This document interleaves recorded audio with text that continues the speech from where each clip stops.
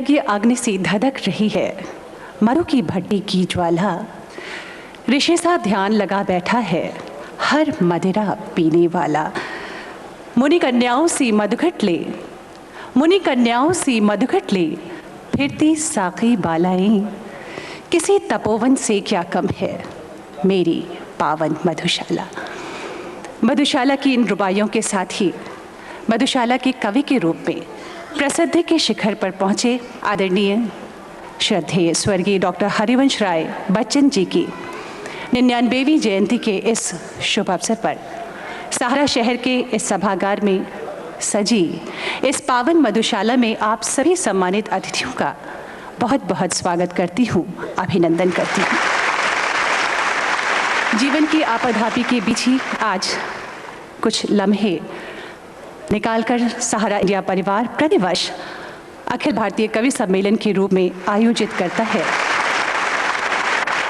सभी कवियों को और सामने विद्यमान इतने वरिष्ठ लोगों को प्रणाम करता हूं। मैंने पहली बार भारतवर्ष में किसी कवि का इतना बड़ा चित्र देखा है, नेपथ्य में लगा।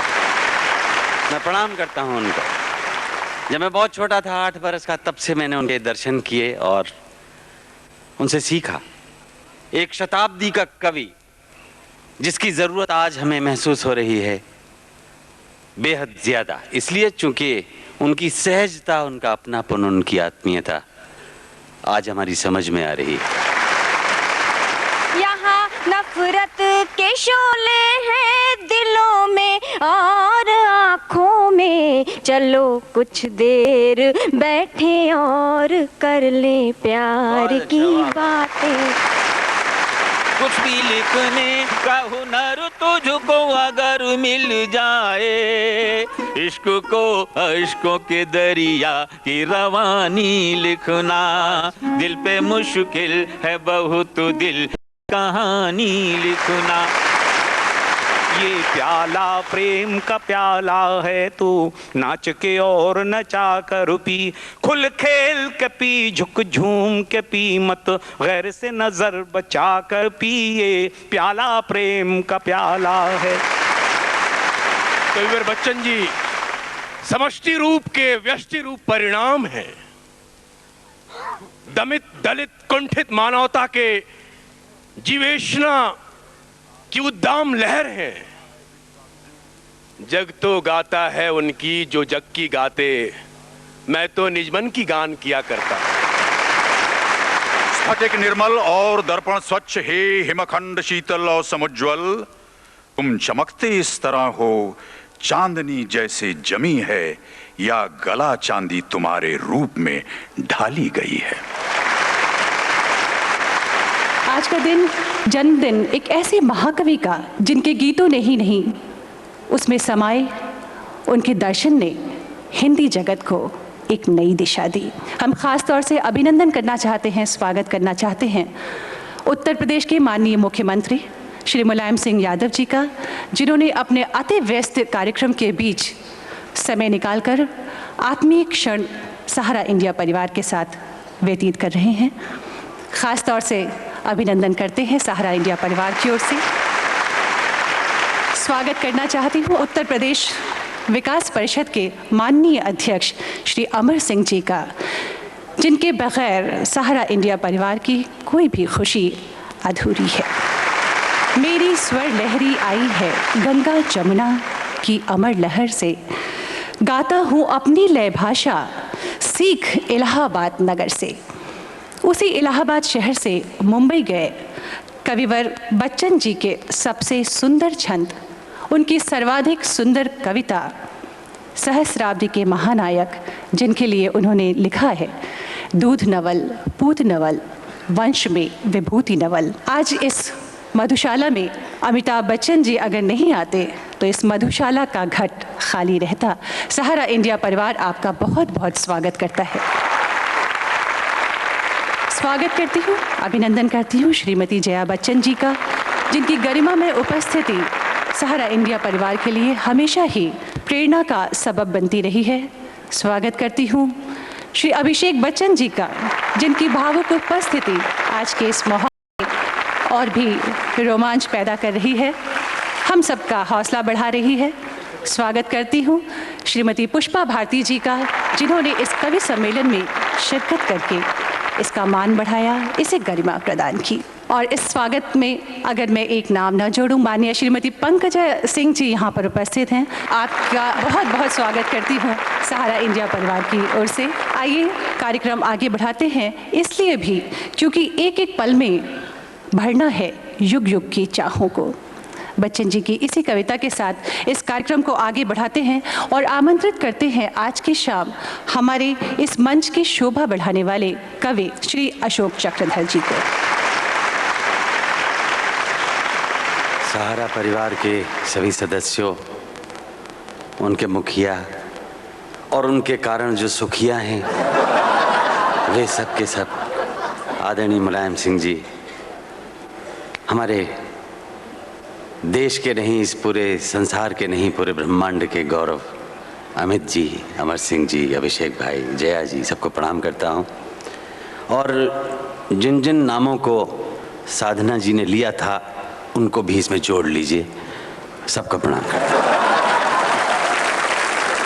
डॉक्टर हरिवंश राय बच्चन एक दिव्य सुसंगम थे, भाषाओं के थे, संस्कृतियों के थे, साहित्य के थे। गंगा जमुना सरस्वती हर प्रकार से उनके अंदर समाहित थी। वे अंग्रेजी के विद्वान थे तो हिंदी के प्रकांड कवि और उर्दू फारसी के ज्ञाता। तो ऐसी साहित्य की गंगा जमुना और सरस्वती को मिलाने वाले इस कवि का एक और अभूतपूर्व योगदान हमारी वाचिक परंपरा को मिला है कि वे जहाँ शास्त्रीय कविता के उत्कृष्ट कवि हैं, वहीं वे लोकप्रिय कविता के भी उन्नायक हैं। और उन्हीं को यह श्रेय जाता है कि कवि सम्मेलन जैसी लोकप्रिय विधा आज इतनी विकसित हो रही है। ये कवि आदरणीय बच्चन जी का एकलव्य आपको एक प्रस्तुति दिखाना चाहता है।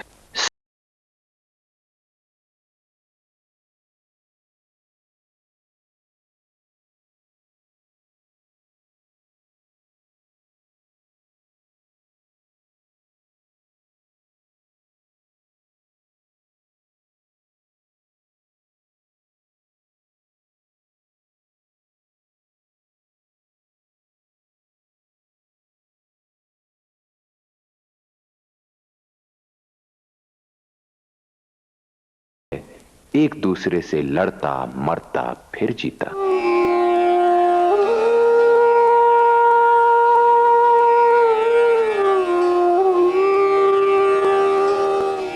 मदिरा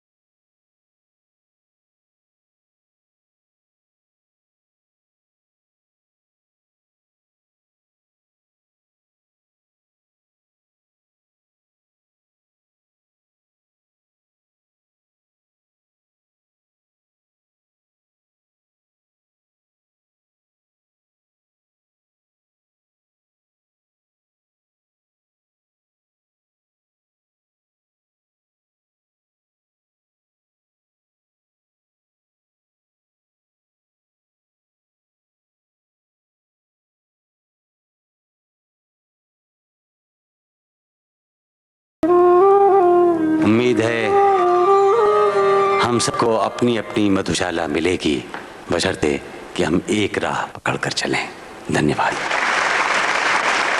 और इन्हीं स्मृतियों को ताज़ा करने की अगली कड़ी में मैं आमंत्रित करना चाहूँगी प्रसिद्ध साहित्यकार और धर्मयुग के संपादक स्वर्गीय डॉक्टर धर्मवीर भारती जी की पत्नी श्रीमती पुष्पा भारती जी को, जो स्वयं भी एक प्रतिष्ठित साहित्यकार हैं, जिन्हें संयोग मिला धर्मयुग पत्रिका का, जो कि एक ऐसा मंच था, ऐसा सुसंगम, जहाँ पर शीर्ष कवियों, लेखकों और साहित्यकारों का संगम होता रहा है।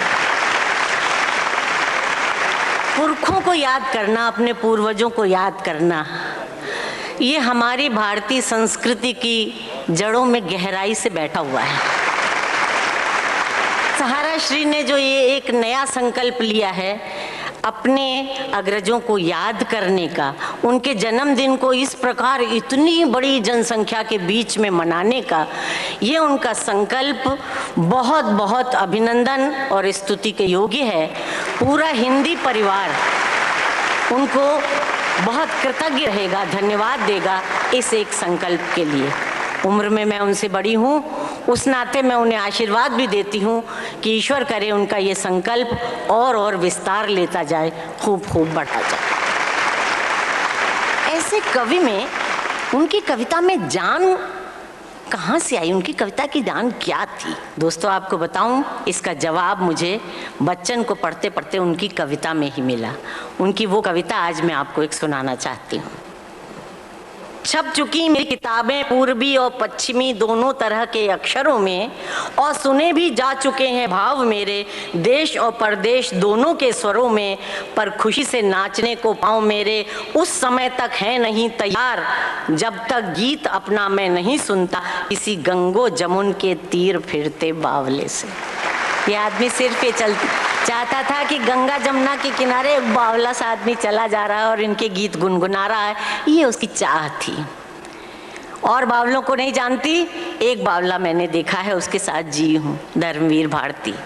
अपने सुख में, अपने दुख में, अपनी उदासी में, अपने उल्लास में, जब भी उनके मन में भावनाओं का उद्रेक उठता था वो बच्चन को गुनगुनाते थे। बच्चन की पंक्तियाँ हर समय उन्हें उनमें खुद नजर आते थे, खुद गुनगुना करके उन्हीं में सुख पाते थे, उन्हीं में अपने दुख का शमन करते थे।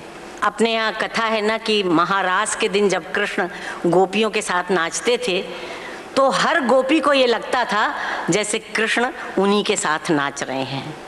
तो आज मैं दावे के साथ कह सकती हूँ, आप सब बच्चन में इतने डूबे हुए हैं, बच्चन को याद कर रहे हैं, आप कल्पना करिए और आप पा जाएंगे कि बच्चन वहीं कहीं आपके निकट, आपके बगल में बैठे हुए हैं। ऐसे थे हमारे बच्चे। और अब आइए आज की इस काव्य संध्या का आगाज करते हैं। जहाँ न पहुँचे रवि वहाँ पहुँचे कवि।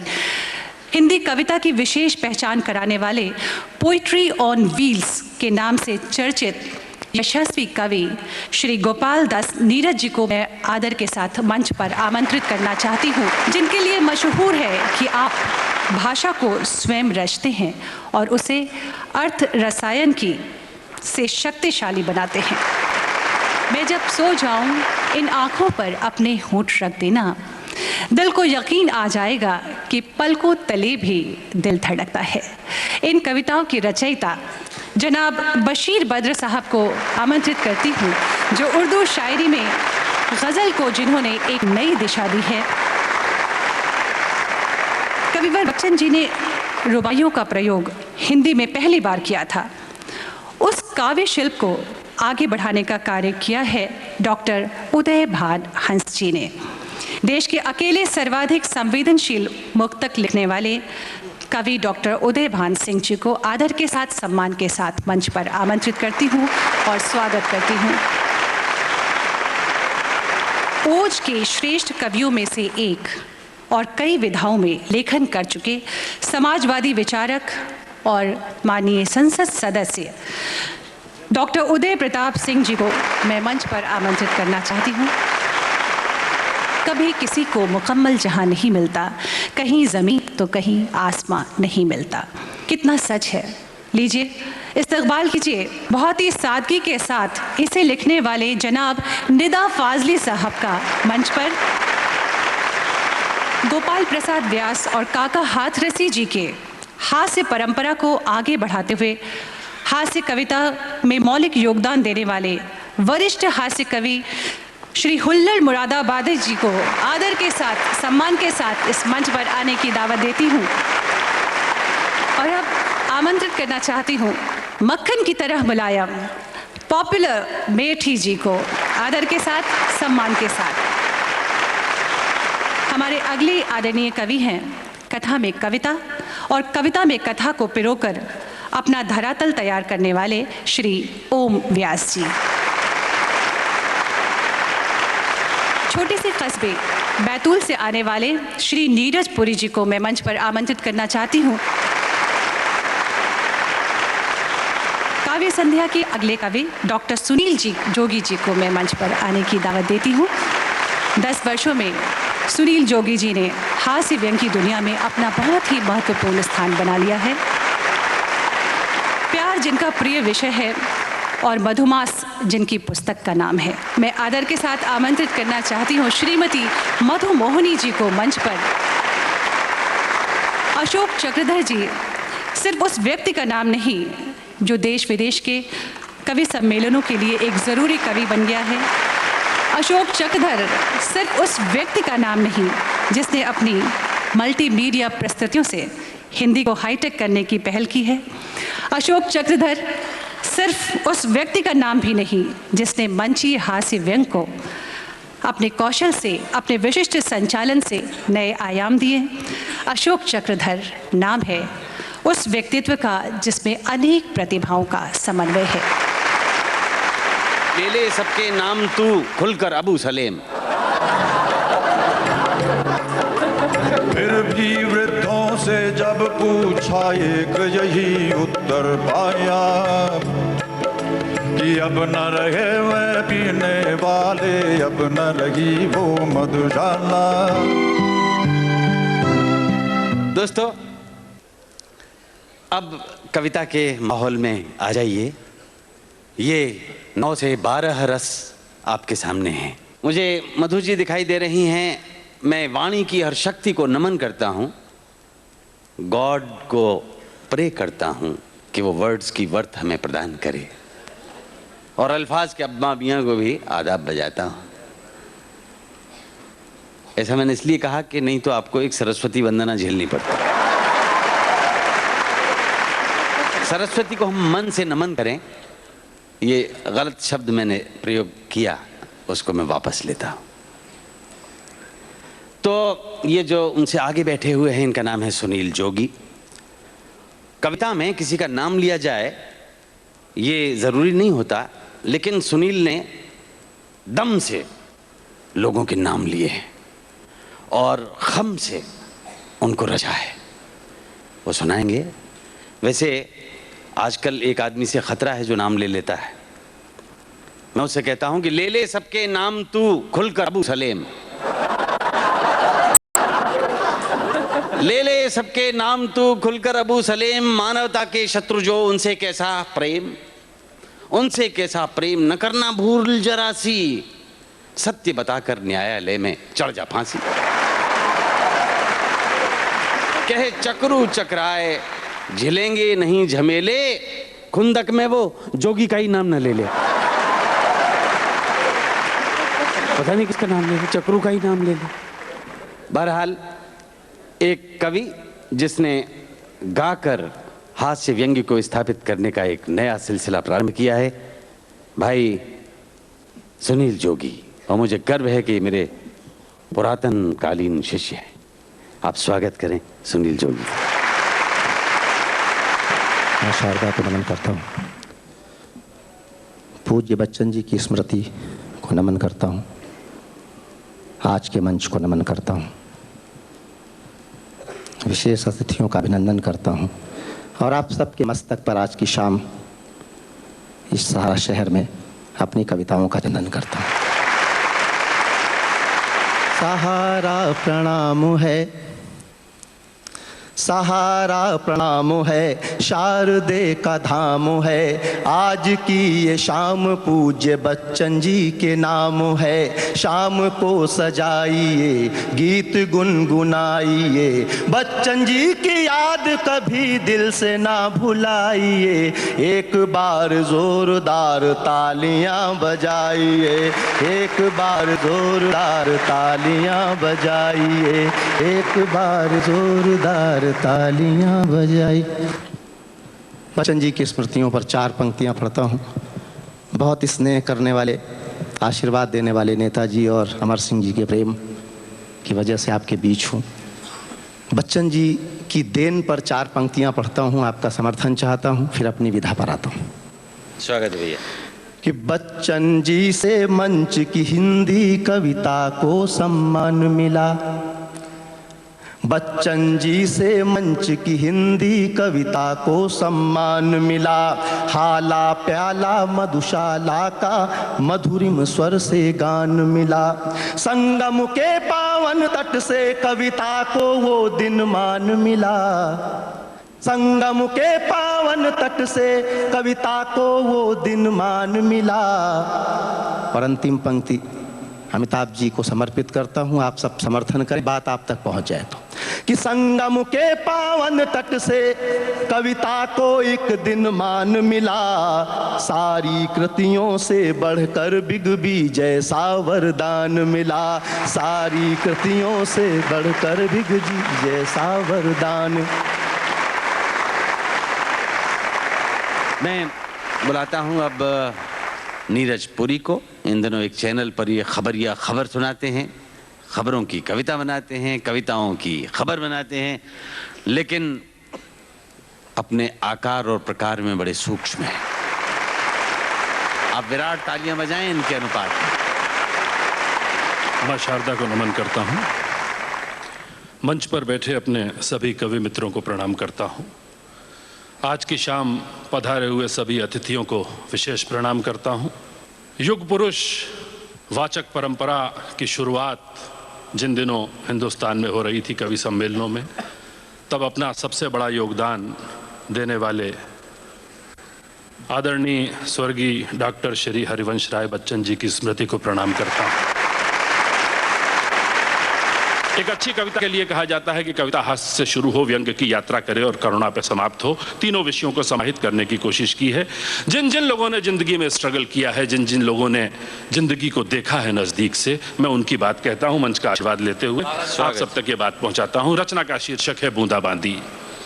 कि हमारे घर देर से पहुंचने पर बीबी इतनी जोर से भड़की गुरु कि हम समझ गए बरसात होने वाली है शुरू। जो गरजते हैं वो बरसते नहीं वाला मुहावरा जिन लोगों ने भी बाजार में फेंका है, उन्होंने हमारी बीबी को नहीं देखा। जो गरजते हैं वो बरसते नहीं वाला मुहावरा जिन लोगों ने भी बाजार में फेंका है, उन्होंने हमारी बीबी को नहीं देखा है। बदलते हर मौसम का अंदाज उसके चेहरे से लग जाता है और आने वाले तूफान का पता तो उसकी आंखों से ही चल जाता है। उस दिन भी आंखों से ऐसे ही संकेत उभर कर सामने आ रहे थे और हम बचने के लिए बहानों की छतरी लगा रहे थे, पर हवा के थपेड़े छतरी को तार तार कर रहे थे, हम पे चौतरफा वार कर रहे थे। बिजली अचानक जोर से कड़की। कौन थी वो लड़की? बिजली अचानक जोर से कड़की। कौन थी वो लड़की? हमने कहा लड़की कौन सी लड़की? बताया तो काम ज्यादा है, आजकल ऑफिस में ऑडिट आया है। वो बोली अच्छा फिर कितने पैसे मिल जाएंगे इस ओवर टाइम के? क्या रेट है तुम्हारे यहाँ वर्किंग क्राइम के? उस पैसे से हमें एक आध नई साड़ी दिलाओ या फिर कोई और बहाना बनाओ। मैंने कहा ये सच है, बहाना नहीं। वो बोली जाने दो, क्या इतने सालों में हमने तुम्हें जाना नहीं? वो बोली जाने दो, क्या इतने सालों में हमने तुम्हें जाना नहीं? अब की बादल गरजे तो दोस्तों पे हो रहे थे खर्चे। महफिल जमाई होगी, पूरे महीने की तनख्वाह एक दिन में उड़ाई होगी। महफिल जमाई होगी, पूरे महीने की तनख्वाह एक दिन में उड़ाई होगी। मैंने कहा तनख्वाह खत्म हुए तो हफ्ता बीत गया, पैसों का कटोरा तो कब का रीत गया। अब की घुमड़ी घटाएं तो हम बताएं, ले दे के रह जाता है सिनेमा, है ना? आज कौन सा टाकिज घूम लिया? बच्चों की किस फरमाइश का खून किया? आज कौन सा टाकिज घूम लिया? बच्चों की किस फरमाइश का खून किया? मैंने कहा माना कि देर कुछ ज्यादा हो गई है, पर इतनी भी नहीं कि बात का बतंगड़ बनाओ। एक छोटे से अपराध पर दाना पानी लेके चढ़ जाओ। अरे मैं तुम्हारे और बच्चों के ख्वाब सजाने की ही सजा पा रहा हूं। जिस देर से आने को तुम मेरी अय्याशी समझ रही हो, मैं उस वक्त में भी 4 पैसे कमा रहा हूं। मैं उस वक्त में भी 4 पैसे कमा रहा हूं। पूरा 1 महीना कुछ बच्चों को पढ़ाया है, तब जाकर आज का दिन आया है। लेके आप आया हूं तुम्हारे लिए दवाई और बच्चों के लिए किताब, और तुम समझ रही हो लड़की, सिनेमा, ताश और शराब। अब थम चुकी थी आंधी और शुरू होने वाली थी बूंदाबांदी। क्या बात है बाबा। अब थम चुकी थी आंधी और शुरू होने वाली थी बूंदाबांदी। माफ कर दो पत्नी बोली, हमने बेकार तुम पे शक किया, पर क्या बताएं ये महीना हमने कैसे जिया। तुम्हारा देर से आना एक बवाल उठा रहा था, मन में न जाने कैसे कैसे सवाल उठा रहा था। हमारे चारों ओर बनने लगा था कम हवा का दबाव, गजब था बादलों का जमाओ। पत्नी बोली इस कठिन दौर में पति भी दूर हो जाए और मन में एक विचार भी ना आए, अभी हम इतने एडवांस्ड नहीं हुए हैं। वाह वाह वाह। इस कठिन दौर में पति भी दूर हो जाए और मन में एक विचार भी ना आए, अभी हम इतने एडवांस्ड नहीं हुए हैं। भौतिकता ने भावना के पंख अभी इतने नहीं छुए हैं। अरे हम जी लेंगे थोड़े अभावों में, पर थोड़ी सी जान बची रहने दो प्यार के भावों में। ये कहकर वो गले से लग गई और गले लगते हुए उसकी एक आंख दवाई और एक आंख किताब पर थी। मेरी कमीज और उसका आंचल दोनों भीग रहे थे। बारिश पूरे शबाब पर थी, बारिश पूरे शबाब। बहुत अच्छा, वाह। आपने कभी किसी गधे को हंसते हुए नहीं देखा होगा। यदि देख लें तो समझ लीजिएगा ये आदमी होने की तैयारी में है। तुम देकर मदिरा। अब सरस होने के लिए मैं अगले कवि को चुनता हूं, इस सूचना के साथ कि हमारे भाई नीरज पुरी को इस वर्ष का काका हाथरसी पुरस्कार दिया जाने वाला है। 30वां काका हाथरसी पुरस्कार। वर्ष के सर्वश्रेष्ठ हास्य कवि को यह पुरस्कार दिया जाता है। यह हास्य व्यंग्य का ज्ञानपीठ है, क्योंकि इसमें ज्ञान की ओर पीठ करने वाले लोग पाए जाते हैं। और भविष्य का पुरस्कृत कवि उस कोने में बैठा है। इसकी चोटी का आपको न दिखाई दे रही होगी, लेकिन ये चोटी का कवि है। ब्रह्मांड से सीधे संकेत इसको मिलते हैं। सिग्नल इसका स्ट्रांग है। नाम है ओम व्यास और उज्जैनी से आए हुए हैं भाई ओम व्यास। अपने खास अंदाज के लिए प्रसिद्ध हैं। अमेरिका की यात्रा करके आए हैं। चाल वहां भी ऐसी ही थी।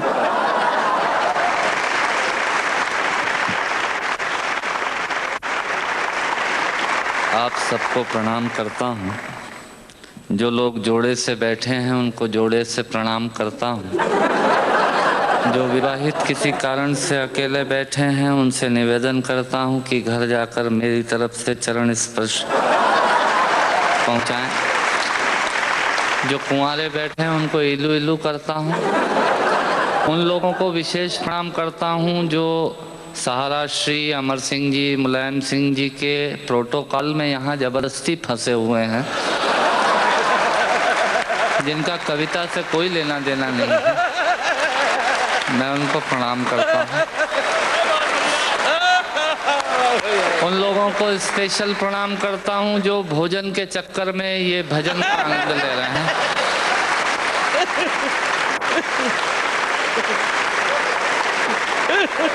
हंसना सिर्फ आदमी के नसीब में है।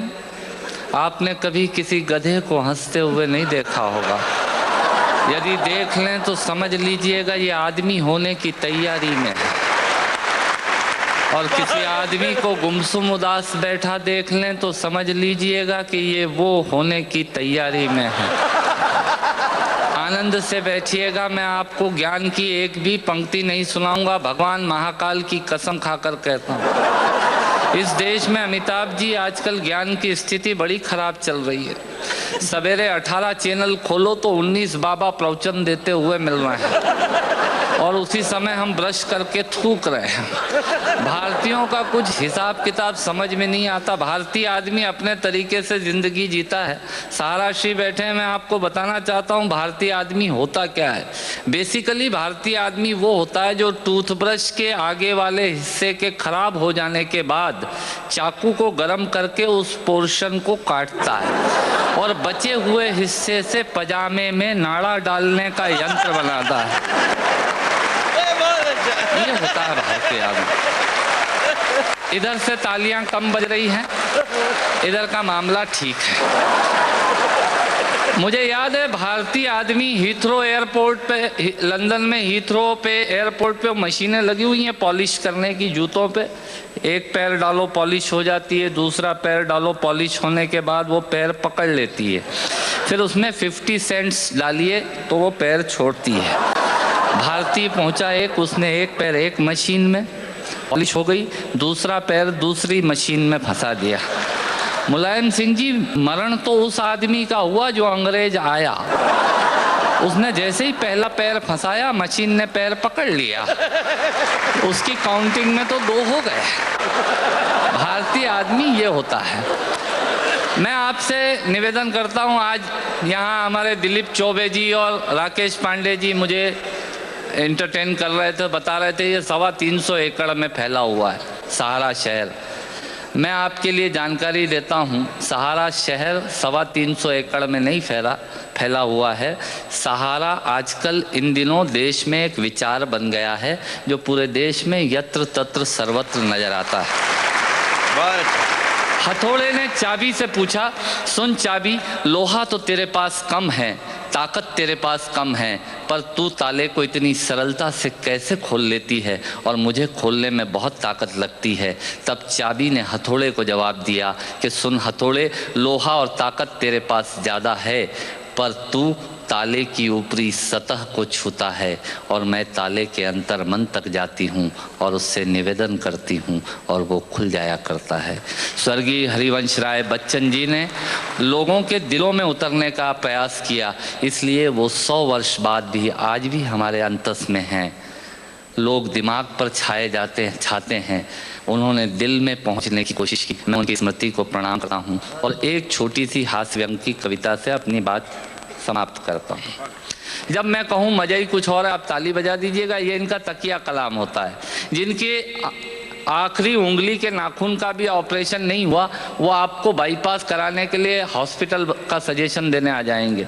ये होते हैं रायचंद। सुनिएगा, आनंद लीजिएगा और ऑब्जर्वेशन देखिएगा। दांतों से नाखून काटने का, छोटों को जबरदस्ती डांटने का, पैसे वालों को गाली बकने का, मूंगफली के ठेले से मूंगफली चखने का, कुर्सी पे बैठ के कान में पेन डालने का और रोडवेज की बस की सीट में से स्पंज निकालने का। मजा ही कुछ और है, मजा ही कुछ और है। एक ही खूंटी पे ढेर सारे कपड़े टांगने का साइकोलॉजी है। एक ही खूंटी पे ढेर सारे कपड़े टांगने का, नए साल पे दुकानदार से कैलेंडर मांगने का, ये एक शौक होता है। क्यों सेठ जी इस बार कैलेंडर वैलेंडर नहीं आए क्या? मैंने कहा तेरे घर में जगह तो है नहीं टांगने की, क्या भाभी की चोटी पे टांगेगा कैलेंडर? पर आदमी मांगता जरूर है, फोकट की डायरी और कैलेंडर मांगने का। एक ही खूंटी पे ढेर सारे कपड़े टांगने का, नए साल पे दुकानदार से कैलेंडर मांगने का, चलती रेल में चढ़ने का, दूसरों की चिट्ठियां पढ़ने का, मांगे हुए स्कूटर को तेज भगाने का और खुद को नींद नहीं आने पे पत्नी को जबरदस्ती जगाने का। मजा ही कुछ और है, मजा ही कुछ और है। चोरी से फल फूल तोड़ने का, खराब ट्यूबलाइट और मटकों को फोड़ने का, पड़ोसन को घूर घूर के देखने का। भैया ऐसे खुश हो रहे हैं जैसे उनका चरित्र चित्रण हो रहा है। चोरी से फल फूल तोड़ने का, खराब ट्यूबलाइट और मटकों को फोड़ने का, पड़ोसन को घूर घूर के देखने का, अपना कचरा दूसरे के सामने फेंकने का, बाथरूम में बेसुरा गाने का और थूक से टिकट चिपकाने का। मजा ही कुछ और है, मजा ही कुछ और है। ऑफिस में लेट आने का, फाइल को जबरदस्ती दबाने का, चाट वाले से फोकट की चटनी डलवाने का। भैया थोड़ी चटनी देना। ऑफिस में लेट आने का, फाइल को जबरदस्ती दबाने का, चाट वाले से फोकट की चटनी डलवाने का, बारात में प्रेस किए हुए कपड़ों पे फिर से प्रेस करवाने का, ससुराल में साले से पान मंगाने का और साली की पीठ पे धोल जमाने का। मजा ही कुछ और है, मजा ही कुछ और है। ब्याज के माल से मलाई खाने का, 3rd क्लास ससुराल को 1st क्लास बताने का। ससुराल किसी की बुरी नहीं होती और साला तो विवेकानंद जी से कम बुद्धिमान किसी का होता ही नहीं है। और ब्याज के माल से मलाई खाने का, 3rd क्लास ससुराल को 1st क्लास बताने का, पंगत में बैठ के एक ही सब्जी के लिए 2 दोने लगाने का, आरती में सबसे ज्यादा फटा हुआ नोट चढ़ाने का, दूसरे के टेलीफोन से चिपकने का, गुटके और पान इधर उधर पिचकने का, कमजोर से बेमतलब लड़ने का और पत्नी को रोज रोज परेशान करने का। मजा ही कुछ और है। मित्रों, श्रोताओं को भी कविता सुनाने का मजा ही कुछ और होता है, पर मन मेरा उस वक्त रोता है जब मजे के लिए शब्द अपने अर्थ खो जाते हैं और कुछ श्रोता तो बैठे बैठे ही सो जाते हैं, और कुछ श्रोता तो बैठे बैठे ही सो जाते हैं। यदि आप जीवित और जागृत हैं तो प्रमाण बताइए। कविता खत्म करता हूँ, तालियां बजाइए। ये मैंने एक प्रयोग की कविता सुनाई।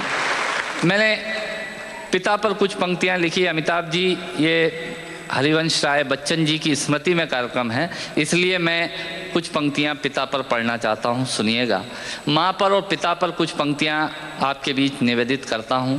आप यहाँ जितने लोग बैठे हैं, मुझे नहीं मालूम कि किनकी माँ जीवित हैं और किन्होंने माँ को खो दिया, पर मेरा व्यक्तिगत मत ये है कि जिनकी माँ जीवित हैं, जिनके पिता जीवित हैं, वो दुनिया के सबसे संपन्न लोग हैं, वो दुनिया के सबसे अमीर लोग हैं, वो दुनिया के सबसे धनाढ्य लोग हैं। 1 मिनट की बचपन में लौटिएगा, याद कीजिएगा जब हम बहुत छोटे थे, माँ की गोद में थे, माँ का स्तनपान करते थे, तब माँ का एक स्तन मुंह में लेकर हमने उस माँ को दूसरे स्तन पर अपने छोटे छोटे पैरों से न जाने कितनी बार मारा, पर उस माँ ने हमें दूध पिलाना बंद नहीं किया। मित्रों, लात खाकर भोजन देने की शक्ति उस परमपिता परमेश्वर ने दुनिया में यदि किसी को दी है, वो सिर्फ माँ को दी है। माँ के अलावा ये ताकत किसी के पास नहीं है। मैं उस माँ की वंदना में कविता पढ़ता हूँ। याद कीजिएगा उन दिनों में जब हम चौके में रसोई में बैठकर खाना खाया करते थे और माँ खाना बनाती थी, उस वक्त थाली पर बैठकर हमने जब भी इधर उधर देखा, वो माँ समझ गई और उसने नमक का डब्बा हमारी तरफ सरका दिया। हमारे बिना बोले को समझने वाली वो माँ, जब हम उसे खो देते हैं, वो माँ हमें बहुत याद आती है। वो माँ जो हमारे परीक्षा देते जाते वक्त दही की कटोरी लेकर शगुन बनकर आकर खड़ी हो जाती थी, उसे हम खो देते हैं। वो माँ हमें बहुत याद आती है। रमेश सोज की 4 पंक्तियां माननीय नेताजी यहाँ बैठे हैं, मैं पढ़ता हूँ। मुझे अच्छी लगती है कि बहुत रोते हैं लेकिन दामन हमारा नम नहीं होता, इन आँखों के बरसने का कोई मौसम नहीं होता, मैं अपने दुश्मनों के बीच भी महफूज रहता हूँ, मेरी माँ की दुआओं का खजाना कम नहीं। स्वामीनाथ पांडे की 3 पंक्तियां सुनाता हूं। स्वामीनाथ पांडे ने 3 पंक्तियों का उपन्यास लिखा। अमिताभ जी बैठे हैं, जया जी बैठी हैं। 3 पंक्तियों में पूरा उपन्यास लिख दिया। उसने लिखा, एक विधवा माँ थी, उसके 2 बेटे थे। एक बेटा नीचे वाले माले पर रहता था, दूसरा बेटा ऊपर वाले माले पर रहता था। विधवा माँ 15 दिन एक बेटे के यहाँ खाना खाती थी, विधवा माँ 15 दिन दूसरे बेटे के यहाँ खाना खाती थी। पर ये उस विधवा माँ का दुर्भाग्य था कि साल में जो महीने 31 दिनों के होते थे, उस एक दिन उस विधवा माँ को उपवास रखना पड़ता था। 9 महीने पेट में रखने वाली माँ जब एक जवान बेटे को एक दिन भारी लगने लगी, तब इस नालायक हास्य व्यंग के कवि ने कुछ पंक्तियाँ माँ के लिए लिखी। सुनिएगा, यात्रा कीजिएगा मेरे साथ। माँ संवेदना है, भावना है, एहसास है। माँ संवेदना है, भावना है, एहसास है। माँ जीवन के फूलों में खुशबू का वास है। माँ रोते हुए बच्चे का खुशनुमा पलना है। माँ मरुथल में नदी या मीठा सा झरना है। माँ मरुथल में नदी या मीठा सा झरना है। माँ लोरी है, गीत है, प्यारी सी थाप है। माँ पूजा की थाली है, मंत्रों का जाप है। माँ आँखों का सिसकता हुआ किनारा है। माँ गालों पर पप्पी है, ममता की धारा है। माँ झुलसते दिनों में कोयल की बोली है। माँ मेहंदी है, कुमकुम है, सिंदूर है, रोली है। माँ कलम है, दवात है, स्याही है। माँ परमात्मा की स्वयं एक गवाही है।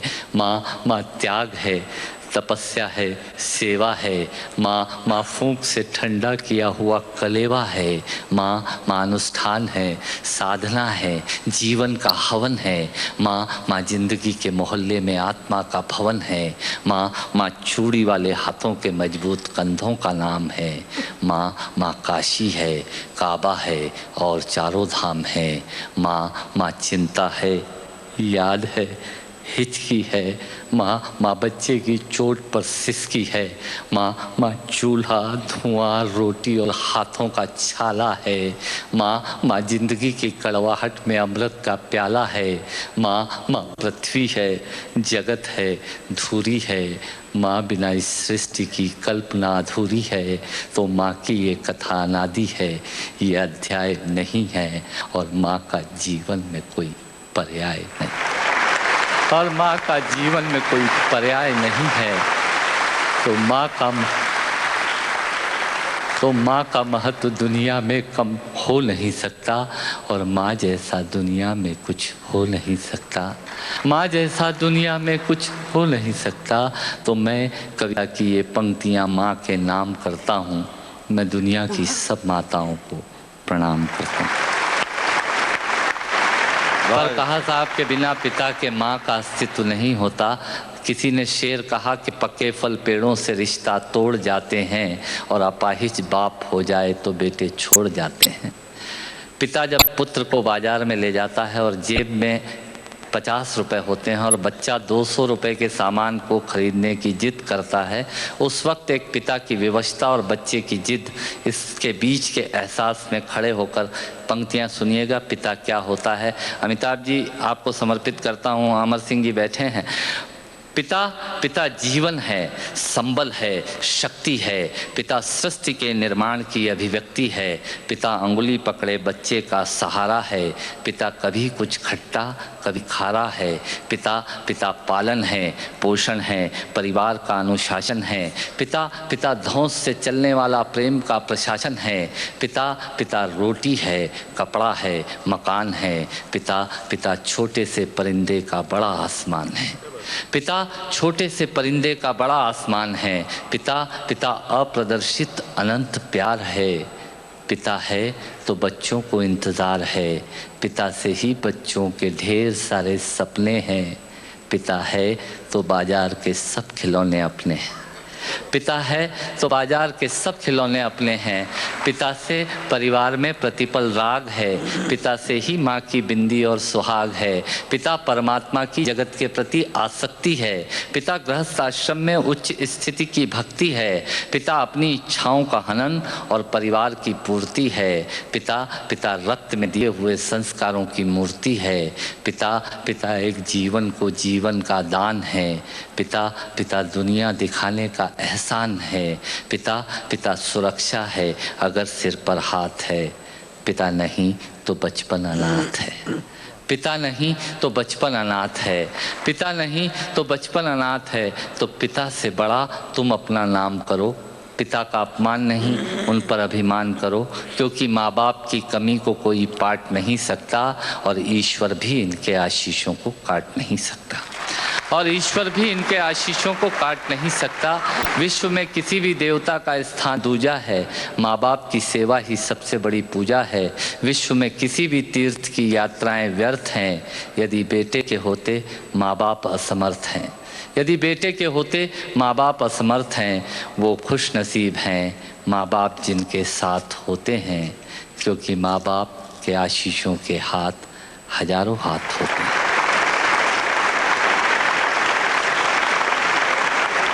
मुर्गे की टांग खा गए शादी में सारे लोग, मैं दोस्तों से हाथ मिलाने में रह गया। उसका मुखड़ा चांद का टुकड़ा, कोई नजर ना लगाए, जिसे मिले मुझसे मिलाए। और लीजिए अब मैं उर्दू तंज़ो मिज़ाह की एक ऐसी शख्सियत को दावतनामा देता हूँ जिन्होंने उस्ताद शायरों की आखिरी लाइन लेके रिक्त स्थान पूर्ति की है। ऊपर की 3 लाइन अपनी बनाई हैं और चौथी उस्ताद शायर की है। और इस विधा में वो इतने पारंगत हो गए हैं, इतने कुशल हैं कि पूरे कायनात में पॉपुलर हो चुके हैं। नाम है उनका पॉपुलर मेरठी साहब। हाथ कंगन को आरसी क्या और हिंदी वाले को फारसी क्या। तालियां बजा दीजिए इनके लिए। जनाब पॉपुलर मेरठी। आप सबको प्रणाम करते हुए 4 पंक्ति आपके समक्ष प्रस्तुत कर रहा हूँ। याद आने लगे चचा गालिब, या इलाही ये माजरा क्या है। ताड़ता हूँ हर एक लड़की को, वरना आंखों का फायदा क्या है। याद आने लगे चचा गालिब, या इलाही ये माजरा क्या है। ताड़ता हूँ हर एक लड़की को, वरना आंखों का फायदा क्या है। और आशिकी भी दोस्तों क्या शास्त्रीय संगीत थी। राग तोड़ी जाने क्या था, जाने क्या गाते रहे। जिंदगी भर इश्क का इजहार करने के लिए वो भी हकलाते रहे और हम भी हकलाते रहे। चंदू, जोसेफ, आरिफ और करतार पागल हो गए। प्यार से जब उसने देखा 4 पागल हो गए। मैं भी उसके इश्क में पागल अभी होने को था, मुझसे पहले मेरे बरखुरदार पागल हो गए। कपड़ों की आबोताब दिखाने में रह गया, कुछ खूबसूरतों को लुभाने में रह गया। मुर्गे की टांग खा गए शादी में सारे लोग, मैं दोस्तों से हाथ मिलाने में रह गया। एक्सरे देख के बेसाख्ता सर्जन ने कहा तेरे भेजे में भी एहसास का कांटा निकला और हुस्न वालों ने बहुत जम के किया है पथराव, तेरे सर में तो बड़ा काम रफू का निकला। हुस्न वालों ने बहुत जम के किया है पथराव, तेरे सर में तो बड़ा काम रफू का निकला और तदबीर का खोटा है, मुकद्दर से लड़ा है। दुनिया उसे कहती है कि चालाक बड़ा है, खुद 30 का है और दुल्हन 60 बरस की, गिरती हुई दीवार के साए में खड़ा है। और शादी की लज्जतों को मैं पहचान तो गया, अरमान दिल में जो था वो अरमान तो गया, आंखों की ताब दांतों की कुव्वत सुकून दिल, अब मैं भी जाने वाला हूँ सामान तो गया। बहुत अच्छा, वाह वाह वाह वाह। कि शादी की लज्जतों को मैं पहचान तो गया, अरमान दिल में जो था वो अरमान तो गया, आंखों की ताब दांतों की कुव्वत सुकून दिल, अब मैं भी जाने वाला हूँ सामान तो गया। और कितनी कंजूसी पे आमादा है ससुराल मेरी, राज की बात बताते हुए डर लगता है, ऐसे कमरे में सुला देते हैं साले मुझको, पाँव फैलाऊं तो दीवार में सर लगता है। क्या बात है। और रहा करता है खटका, जाने क्या अंजाम हो जाए, खबर ये आम हो जाए तो फिर कोहराम हो जाए। मोहब्बत हो गई है डाकू सुल्ताना की बेटी से, न जाने किस गली में जिंदगी की शाम हो जाए। और कर गई घर मेरा खाली मेरे सो जाने के बाद, मुझको धड़का था कि कुछ होगा तेरे आने के बाद। मैंने दोनों बार थाने में लिखाई थी रपट, एक तेरे आने से पहले एक तेरे जाने के बाद। और बसों में बिकती हुई शय खरीद मत लेना, कहीं ये सोचते रह जाओ जिंदगी न रही। बस एक बार इन आंखों में सुरमा डाला था, फिर उसके बाद चिरागों में रोशनी न रही। पकड़कर ले गया छम्मों के आशिक को पुलिस वाला, लगाया घूंसा भी ऐसा कि घूंसे में दम निकले। वो जब पिट छितलिया तो मुस्कुरा के छम्मो ये बोली, बहुत निकले मेरे अरमान लेकिन फिर भी कम निकले। और हालांकि तू जवां है मुटल्लो है आज भी, फिर भी है तुझ पे कितना मुझे एतबार देख। खुदवा रहा हूँ कब्र अभी से तेरे लिए, तू मेरा शौक देख मेरा इंतज़ार देख। और महबूब वादा करके भी आया ना दोस्तों, क्या क्या ना देखो हमने किया उसके प्यार में। मुर्गे चुरा के लाए थे जो 4 पॉपुलर, 2 आरज़ू में कट गए 2 इंतज़ार में। और कभी तो सहन कभी छत पे जाके ढूंढता हूँ, खुद अपनी रखी हुई शय भुला के ढूंढता हूँ। उड़ा दिए हैं मोहब्बत ने मेरे होशो हवास, मैं अपने चश्मे को चश्मा लगा के ढूंढता हूँ। और देखें कि 4 पंक्तियाँ कि अजब नहीं है जो तुक्का भी तीर हो जाए, अजब नहीं है जो तुक्का भी तीर हो जाए, फटे जो दूध तो फिर वो पनीर हो जाए। मवालियों को न देखा करो हिकारत से, न जाने कौन सा गुंडा वजीर हो जाए। और कितनी दौलत है नेता कल्लन पर, उनके जैसे अमीर बनते, दस्तखत तो तुम्हें भी आते हैं, अब्बा तुम भी वजीर बन जाते। इस मर्तबा भी आए हैं नंबर तेरे तो कम, रुसवाइयों का क्या मेरी दफ्तर बनेगा तू। बेटे के सर पे दे के चपत बाप ने कहा, फिर फेल हो गया है मिनिस्टर बनेगा तू।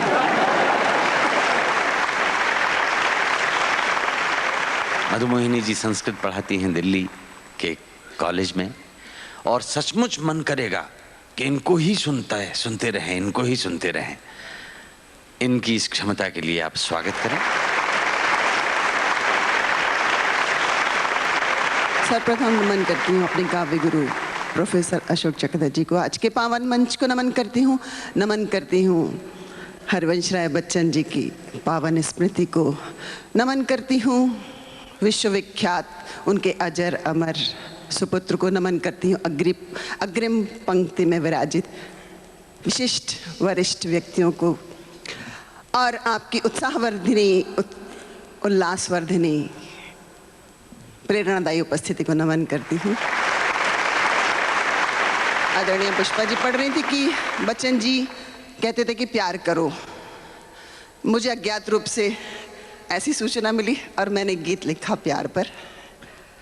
रूप को सिंगार दे तो जानिए वो प्यार है, रूप को सिंगार दे तो जानिए वो प्यार है, रंग को निखार दे तो जानिए वो प्यार है, रंग को निखार दे तो जानिए वो प्यार है, जीने की जो चाह दे तो जानिए वो प्यार है, जिंदगी को राह दे तो जानिए वो प्यार है, जिंदगी को राह दे तो जानिए वो प्यार है, सर्द में पिघल गया तो जानिए वो प्यार है, दर्द को निगल गया तो जानिए वो प्यार है, दर्द को निगल गया तो जानिए वो प्यार है, डूबते को तार दे तो जानिए वो प्यार है, रूप को सिंगार दे तो जानिए वो प्यार है, गीत को जो भाव दे तो जानिए वो प्यार है, मन में नया चाव दे तो जानिए वो प्यार है,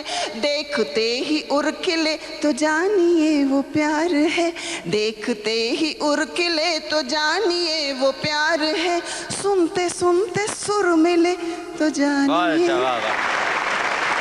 टूटते को जोड़ दे तो जानिए वो प्यार है, जिंदगी को मोड़ दे तो जानिए वो प्यार है, बिखरे को संवार दे तो जानिए वो प्यार है, रूप को सिंगार दे तो जानिए वो प्यार है। आँख बोलने लगे, आँख बोलने लगे तो जानिए वो प्यार है, भेद खोलने लगे तो जानिए वो प्यार है, भेद खोलने लगे तो जानिए वो प्यार है, बिन कहे सुनाई दे तो जानिए वो प्यार है, बिन कहे सुनाई दे तो जानिए वो प्यार है, हो ना हो दिखाई दे तो जानिए वो प्यार है, हो ना हो दिखाई दे तो जानिए वो प्यार है, हो के दूर पास हो तो जानिए वो प्यार है, मीठा एहसास हो तो जानिए वो प्यार है, मीठा एहसास हो तो जानिए वो प्यार है, बहका मन रहे तो जानिए वो प्यार है, महका तन रहे तो जानिए वो प्यार है, महका तन रहे तो जानिए वो प्यार है, आईने से प्यार हो तो जानिए वो प्यार है, आईने से प्यार हो तो जानिए वो प्यार है, चाह बार बार हो तो जानिए वो प्यार है, चाह बार बार हो तो जानिए वो प्यार है, छंद गीत तान हो तो जानिए वो प्यार है, बस उसी का गान हो तो जानिए वो प्यार है, बस उसी का गान हो तो जानिए वो प्यार है, सांसें तक उधार दे तो जानिए वो प्यार है, सांसें तक उधार दे तो जानिए वो प्यार है, जिंदगी निसार दे तो जानिए वो प्यार है, जिंदगी निसार दे तो जानिए वो प्यार है, रूप को सिंगार दे तो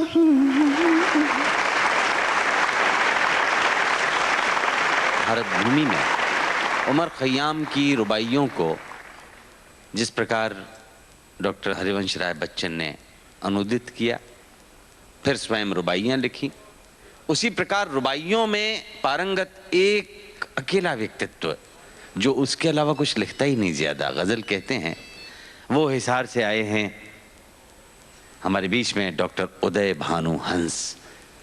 हम उनका आदर करते हैं, मान देते हैं और अनुरोध करते हैं कि ये सुनाएं। क्यों सिसकियां भरने में समय खोता है, क्यों दर्द से चिल्लाता है, क्यों रोता है, नादान तुझे इतना भी मालूम नहीं, ये प्यार है इसमें तो यही होता है। दिशा दिशा मुझे दुल्हन समान लगती है, दिशा दिशा मुझे दुल्हन समान लगती है, गगन की गोद भी हीरों की खान लगती है। क्या बात है? ये किसने चांद का घूंघट उठा दिया है अभी कि रात वक्त से पहले जवान लगती है। न हर समुद्र से मोती विशेष मिलते हैं, न हर किसी से दुखों के पहाड़ हिलते हैं, न हर किसी से दुखों के पहाड़ हिलते हैं, वसंत जिनके महकने से धन्य हो जाए, वो फूल बाग में सदियों के बाद खिलते हैं। उन्होंने जिंदगी जी थी, सिर्फ सांस नहीं लिया था। मेरी 4 पंक्तियां हैं फिर मुक्तक की। सिर्फ पानी व पसीने में बड़ा अंतर है, सिर्फ पानी व पसीने में बड़ा अंतर है, एक पत्थर व नगीने में बड़ा अंतर है। अरे मुर्दा घड़ियों की तरह वक्त बिताने वालों, सांस लेने में व जीने में बड़ा अंतर है। क्या बात है। अब कुछ रुबाइयाँ। जिंदगी के कई रूप हैं। ये जिंदगी कठोर है पर्वत की तरह, ये जिंदगी कठोर है पर्वत की तरह, कोमल है किसी फूल की सूरत की तरह, मीठी है प्रथम प्यार के चुंबन जैसी, और कड़वी है बुजुर्गों की नसीहत की तरह। क्या बात है, वाह। मौसम की जमानत का भरोसा क्या है, कंजूस की दावत का भरोसा क्या है, कांटों की शरारत की बात करते हो, अरे फूलों की शराफत का भरोसा क्या है। बहुत अच्छा, वाह। आज की स्थिति पर, राजनीतिक स्थिति पर फिर एक रुबाई। दीपक ही उजाले की किरण बेच रहे, दीपक ही उजाले की किरण बेच रहे, कैसे हैं ये माली जो चमन बेच रहे, कैसे हैं ये माली जो चमन बेच रहे, चांदी की चकाचौंध से अंधे होकर बेटे ही स्वयं माँ का कफन बेच रहे। लेकिन निराश होने की जरूरत नहीं है, कभी आशावादी होता है। यदि कंस का विषदंश अभी बाकी है तो कृष्ण का भी वंश अभी बाकी है। माना कि सभी ओर अंधेरा छाया, पर ज्योति का कुछ अंश अभी बाकी है। महिलाएं बैठी हैं, आखिरी रुबाई। महिलाएं तो मुर्दों को जिला सकती हैं, सत्यवान सावित्री। महिलाएं तो मुर्दों को जिला सकती हैं, उंगली से हिमालय को हिला सकती हैं, उंगली से हिमालय को हिला सकती हैं। ये देश है वो देश जहां माताएं भगवान को गोदी में खिला सकती हैं।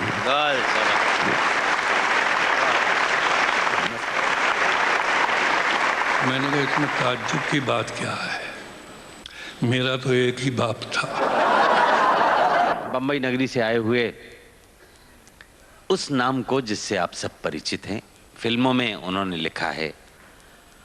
और एक और बहुत बड़ा काम किया निदा फाजली साहब ने, वो ये कि जिस तरह डॉक्टर हरिवंश राय बच्चन ने खयाम को हिंदी में रूपांतरित किया, अनुदित किया, इसी तरह हुजूर ने अपनी कविताएं हिंदी लिपि में प्रकाशित कराई। और न केवल अपनी बल्कि उर्दू के बड़े बड़े शोराए कराम के कलाम को भी इन्होंने हिंदी में, हिंदी जगत को देने में एक महत्वपूर्ण भूमिका अदा की है। जनाब निदा फाजली साहब।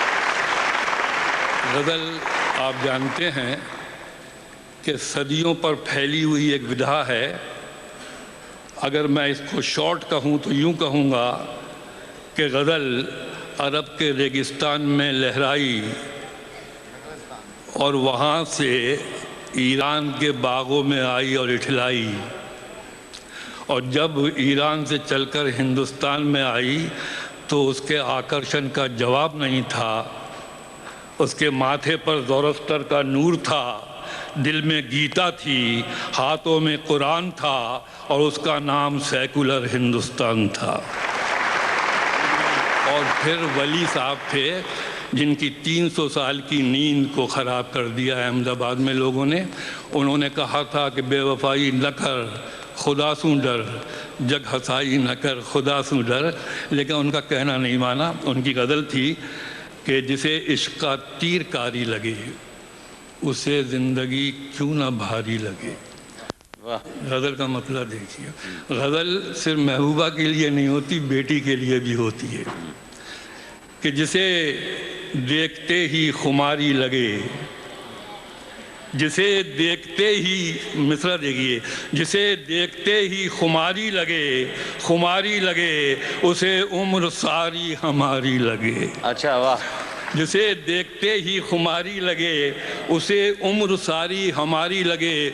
और एक ईडियम है पाँव भारी होना, ये प्रेग्नेंट वूमेन के लिए कहा जाता है कि उजाला सा है उसके चारों तरफ, उजाला सा है उसके चारों तरफ वो जादू बदन पाँव भारी लगे, वो जादू बदन पाँव भारी लगे। और वो ससुराल से आई है मायके, वो ससुराल से आई है मायके, उसे जितना देखो वो प्यारी लगे। हंसी सूरतें और भी हैं मगर वो सब सैकड़ों में हजारी लगे। बहुत अच्छा। और आखिरी पोएम है मेरी, मैंने ये नज़्म पहली बार रोम में पढ़ी थी। तो एक अंग्रेज़ी की राइटर हैं डोरिस लेसिंग, उन्होंने कहा निरा ताज्जुब है, तुम अब भी अपने बाप की मौत पर नज़म लिखते हो। तो मैंने कहा इसमें ताज्जुब की बात क्या है, मेरा तो एक ही बाप था।